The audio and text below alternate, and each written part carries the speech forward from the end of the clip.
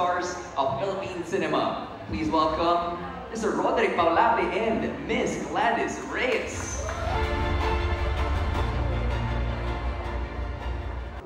Pero alam mo, Kuya Dick, hindi na sila pararangalan ng PFDC dahil sa more than 1 billion ng kanilang box office returns na naibalik nila sila sa takilya, but more than anything else, binigyan nila tayo ng pag-asa na kahit anong balakid ang meron, tuloy-tuloy lang. The show must go on. Isang karangalan ang ibigay ang PMPC Takila King and Queen Special Award to Mr. Dingdong Dantes and Miss Marian Rivera. Presenting the trophy for President Roderick Fernando and former Presidents Fernando Guzman, Roldan Pastor.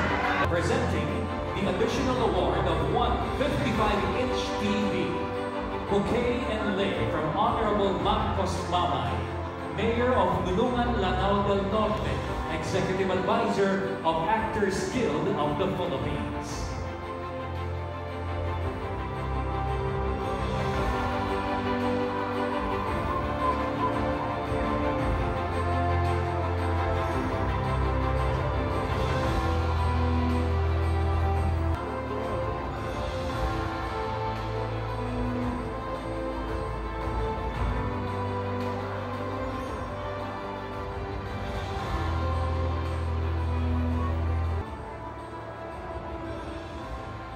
Maraming salamat po.